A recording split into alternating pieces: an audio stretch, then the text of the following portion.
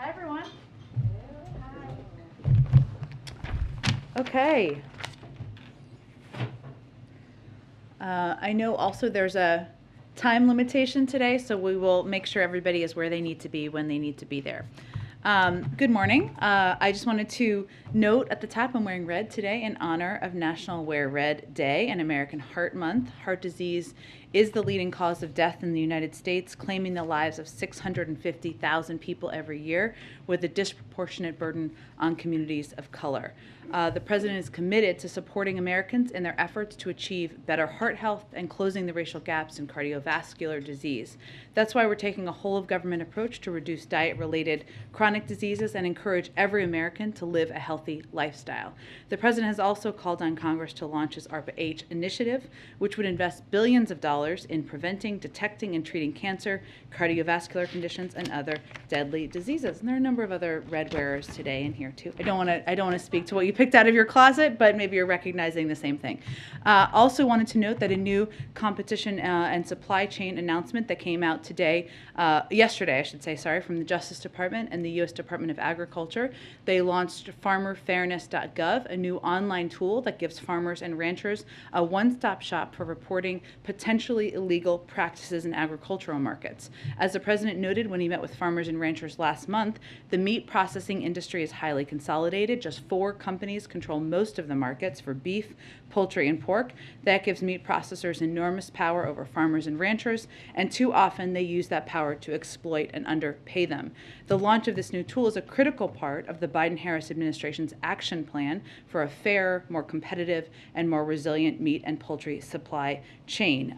This is a one-stop shop to report potential violations, and it will allow the Justice Department and the USDA to better address anti-competitive actions and create meat and poultry markets that are fair to American farmers and ranchers. Finally, wanted to note this shortly, the president will sign an executive order to improve timeliness, lower costs, and increase quality in federal construction projects. The order requires the use of project labor agreements on federal construction projects, which will help the management and coordination challenges that can stymie progress on major construction projects. Federal construction projects span the country, as we all know, from the maintenance of nuclear sites to the upkeep at our military bases to waterways and flood projects. Based in the FY 2021 figures, the order can affect $262 billion in federal government construction, contracting, and improve job quality for the nearly 200,000 workers on federal construction contracts. Additionally, as directly in the previous executive order, starting January 30th, federal contractors will be paid a $15 minimum wage. And briefly, the week ahead, last thing, on Monday, as you all know, the president will welcome the Chancellor of Germany to the White House, Chancellor Scholz. They will affirm the deep and enduring ties between the United States and Germany and discuss their shared commitment to ongoing diplomacy and joint efforts to deter further Russian aggression against Ukraine. They will also discuss our close cooperation on everything from the COVID-19 pandemic, to addressing the threat of climate change and promoting international security based on our shared democratic values. They will then participate in a joint press availability following the bilateral meeting. On Tuesday and Wednesday, the president will participate in events at the White House, providing updates on his economic plan to lower costs for the American people and create more good-paying jobs. And on Thursday, he will travel to continue promoting his agenda. I expect we'll have more details on that in the coming days. Go ahead. Thanks, Jen. So yesterday, you and the State Department spokesman Ned Price both took issue with reporters asking for evidence of your statements with respect to the Syria strike and the Russian false flag operation. Do you really believe that journalists are repeating Russian and Islamic State propaganda in pursuing those questions, first of all? And second of all, will you be offering evidence of your claims with respect to what happened in Syria when they become available? Absolutely, and let me just start by saying that we welcome tough questions and good faith scrutiny. Otherwise, I wouldn't come out here. I wouldn't have come out here almost 180 times and engaged with all of you and your tough questions and good faith scrutiny. As I noted in the response to a question from your colleague yesterday, which wasn't in all of the context of what was put out there, we are less than 48 hours from the end of the mission. So the Department of Defense is still conducting after-action assessments. That's a natural part of the process that occurs.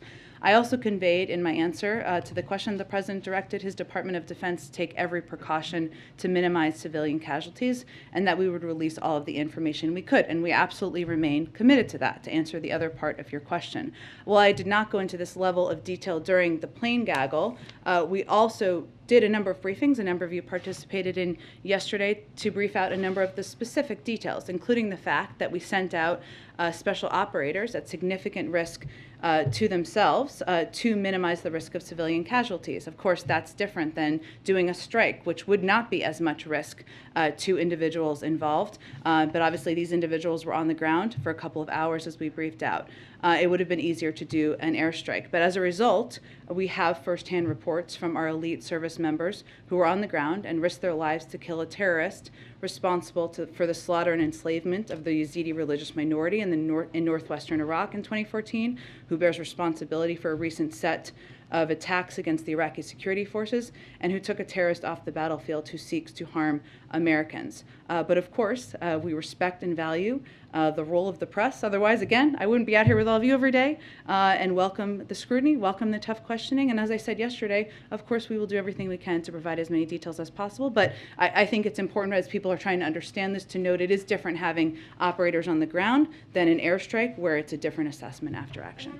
Jobs report, both administration officials and outside experts expected a worse jobs report than we saw. Yeah. Do you have any sense of why those expectations were off, and what exactly that means for your future sort of policy with respect to the recovery and the economy?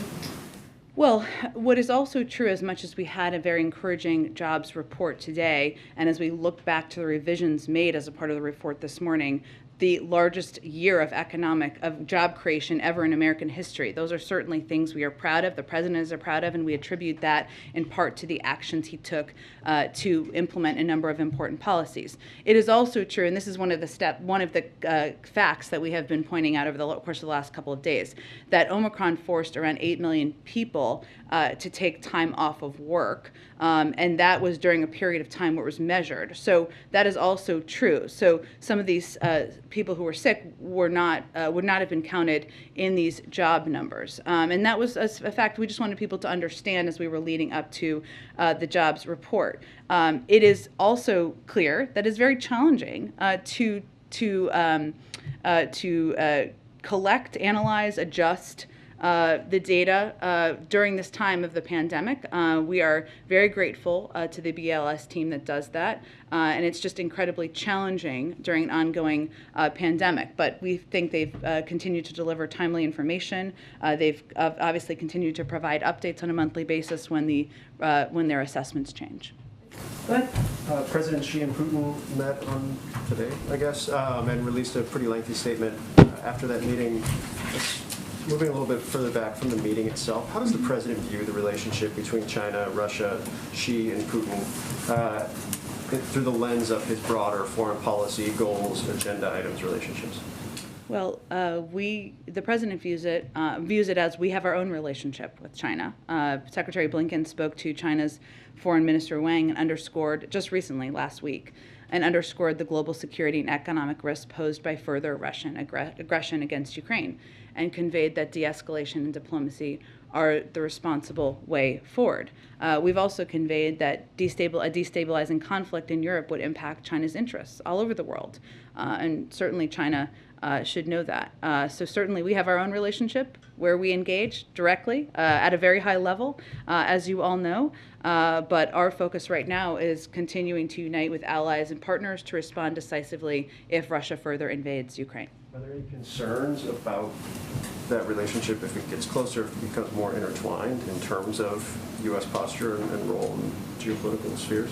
Well, again, what we have control over is our own relationships and the projection of our own values, and also looking for ways to work with countries even where we disagree, and that is part of diplomacy. I would note that because some of the reporting has accurately assessed or raised the question of what took place in these conversations. We don't have anything to update on that. I don't think you would expect, but the size and the scope of economic measures on the table that we're talking about as it relates to Russian aggression or the potential of invasion are unprecedented. It would pose massive consequences for the Kremlin and the inputs to, and I think it's important for people to understand that the inputs to the major foundational technologies of the world still come from the West. And so there is an enormous amount of power we have as we work to continue to strengthen our diplomatic efforts with our partners around the world. And then just one more quick one, and obviously I'm not going to try and repeat what Matt did yesterday with Ned, as I know you've experienced at times in a past life. But I do. I had many engagements with Matt Lee in my time. The idea, though, and you've done this a couple times, in the British have to some degree as well, getting out in front. I think almost giving insight into intelligence that perhaps past administrations, including past Democratic administrations, would not have done. Yeah. Can you explain kind of the thinking in that strategically and why you guys have decided to get out in front on these types of things in this moment in time? Sure. So over the past several months, we, but also a number of our allies, have developed a significant amount of credible intelligence about Russian efforts to use a false pretext to justify an invasion of Ukraine. And this evidence mirrors both public reporting and Russian accounts in past conflicts. And I would note a number of your outlets obviously have reporters on the ground, right, who are seeing for themselves what is happening. What is also true is that we've seen Russians' actions over the past few years. If you look just back at past precedent, it doesn't mean it's guaranteed to repeat, but it is important for people to understand contextually what they're capable of and what tactics they've used in the past. And sometimes you do see repetition of that. So a few years ago, for example, Russia's defense ministry falsely accused the United States of running a clandestine biological weapons lab in the country of Georgia, enabling Russia's efforts to destabilize the Georgian government. Russia also used to fabricate stories in Syria about how attacks on international aid convoys were undertaken by rebels or terrorists instead of the Assad regime to enable Russia's continued support for the Assad government. If you look back at 2016, the Russian media manufactured a false claim of sexual assault against a Russian immigrant named Lisa by German refugees in order to stoke hysteria against Syrian immigrants throughout Europe. And there's more. Russian state television aired a false report that claimed the Ukrainian army had crucified a 3-year-old Ukrainian boy. That is even more recently. So our objective is to deny Russia the opportunity to use these lies to justify an invasion of Ukraine. And to convey clearly, these are actions we're seeing that are straight out of their playbook. We've seen them run false flag operations in the past and use confusion to launch military action many times in history. Of course, we would prefer to make as much underlying information available as we can. And in fact, what we conveyed yesterday and was conveyed by my colleagues at the Defense Department and State Department was the result of declassifying information. There are limitations because of compromising intelligence sources and methods. But what we're trying to do is take steps to deny Russia the opportunity to use lies, to use past tactics to justify an invasion of Ukraine, essentially to avoid war. Go ahead. Thanks, Jen. If Putin decides to make a move into Ukraine, how long does the U.S. believe that the Ukrainians could hold off a full Russian takeover? Jackie, it's a great question. I would really point you to the Department of Defense to make any assessment if they can. And obviously some assessments they may not be in a position to make publicly. That they would not want to share publicly or that they don't know? Again, I'm just conveying that there are some assessments, and obviously you, as the Department of Defense, does a range of contingency planning. I'll let them speak for themselves on what they could lay out publicly for you. And then we've known about the reality of this threat since October. Putin began amassing troops on the border in April. So why have we waited so long to send the kind of aid that we're sending now? Why haven't we sent, for instance, anti-aircraft weaponry? Because if Russia does an airstrike, wouldn't they be able to obliterate what we've sent to them so far? Well, remember the president met with President Zelensky back in, I think it was September, but you can correct me if that's wrong. It was sometime early in the fall, and committed to a large aid package. That is something that we've been implementing and delivering since that point in time. So actually, it's been continuous security assistance that we've been providing to the Ukrainians, an enormous package that we've been providing over the course of the last year. In terms of weapon systems, I had again pointed to the Department of Defense. The feeling within the administration is that we have responded in a timely manner to Ukraine's concerns. I think what's important for people to understand is that this has been continuous. It wasn't that we had never provided aid, whether it's humanitarian or security assistance, and all of a sudden we did recently. That has been a continuous process. We've provided hundreds of billions of dollars in aid, security assistance over the course of not just the last year, but long before that, and including a commitment the president made and was announced around President Zelensky's visit. And then moving on to energy, I mean, gas prices are at a 7-year high here in the U.S. Right after OPEC again snubbed requests to increase production, and then there's this energy crisis in Western Europe brewing. Is there any point where the president would consider opening up domestic production in order to mitigate some of this, the inflation, and assist our allies in Western Europe? Well, there's a couple of important questions you raised there. Let me start by saying that as it relates to Europe and the shortage, and that is, or potential, I should say, it doesn't exist currently, or everybody's experiencing high gas prices, but I think you're asking as it relates to a potential invasion. That is something we've been very mindful of and in touch with our European partners and also suppliers about what can be done and how we can ensure or take steps to increase capacity out there to meet those needs should they raise. Some of them is natural gas, some of them is gas, as you know. So that is something we've been quite mindful of. I'd also note that the president has taken a number of steps in recent months to address the gas prices, including tapping the Strategic Petroleum Reserve, of course conveying clearly to OPEC member countries and suppliers that it's important to meet the demand on the market, and we'll continue to look at options that can be done to lower gas prices for the American people. In terms of whether or not there could be more oil drilling, I'd point you to the oil companies on what available places they have and if they're maximizing that. My understanding is they're not. Is there any consideration for increasing, for instance, LNG export licenses? I don't have anything to preview for you in terms of additional steps. I can just reiterate to you that the president raises and talks about the importance of taking every step we can to lower gas prices for the American people. And then real quick on the Johns Hopkins study on the lockdowns. It was this meta-analysis that came out of several studies, lockdown during the first wave of COVID in spring of 2020. It found that it only reduced COVID mortality by 0.2% in the U.S. and Europe. And suggested they have little to no public health benefit, but severe consequences for the economy. And it suggests that lockdowns shouldn't be a part of a future pandemic response. Is that the shared view of the administration looking in the rearview mirror? Well, I would first, of course, point you to our health and medical experts for specifics on this specific scientific study. I would note that the president has been clear we're not pushing lockdowns. We've not been pro-lockdown. That has not been his agenda. Most of the lockdowns actually happened under the previous president. What our objective has been is to conveying that we have the tools we need to keep our country open, thanks to the president's leadership and focus on fighting the virus. And that's reflected in the fact that 98% of schools are open. Over 210 million Americans are fully vaccinated. We have the tools to avoid lockdowns, and we're not moving back, and that's our intention at this point. So you guys do believe then that the lockdowns were more harmful than helpful? Again, I would point you to our scientific experts on the specifics of a study, but the president's agenda, the president's approach has not been lockdowns. It has been using the tools we have to prevent that. Good. On the Supreme Court nomination, Senator Ben Ray Lujan's office is saying today he's going to be out for 4 to 6 weeks. I know you've obviously wished him well. Hopefully it's shorter than that, but sometimes these recoveries don't always go as planned. So is the White House thinking at all about timing, given the senator's potential absence? Is that affecting at all how the president is now thinking about this nomination versus how he would have been thinking about it a week ago? No.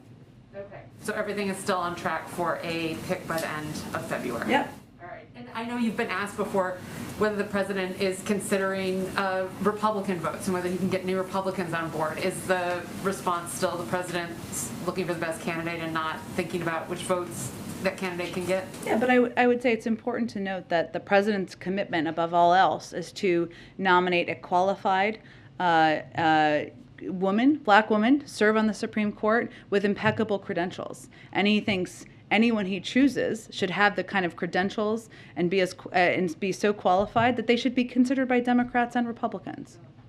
And then just a couple things on COVID. We've hit the 900,000 death mark, or we're quickly going to approach it depending on your tally. But is the president going to do anything to mark this for the grim milestone of 900,000 deaths? We will have more on this soon, but I don't have anything to preview today. Okay. Do you have any updates on the testing efforts, the shipping out of the free COVID tests? How many have there been shipped out now? Do you have an update on that? Are they still being shipped out every 7 to 12 days from the order? So I don't have an update on numbers. It's changing constantly. I know we confirmed, I think it was last Friday, so I'm sure it's changed since then, that we had about 60 million orders, and we had sent out tens of millions of tests, and you've certainly seen on social media people receiving their tests, which is always good news. But I don't have an update on that. This program, of course, is just beginning to ramp up. We'd said at the beginning we wouldn't start sending tests until the end of January. We obviously did it ahead of time, but what we're really relying on right now is as soon as testing manufacturers deliver tests to the U.S. government, we will get them out to the American people, and the Postal Service is doing their job, packing and shipping efficiently, and I expect we'll have more updates in due time, short time, I hope. And just a real quick one on Russia. The Senate has left town without passing a sanctions bill. How important does the White House think it is to get the Senate to pass a Russian sanctions bill?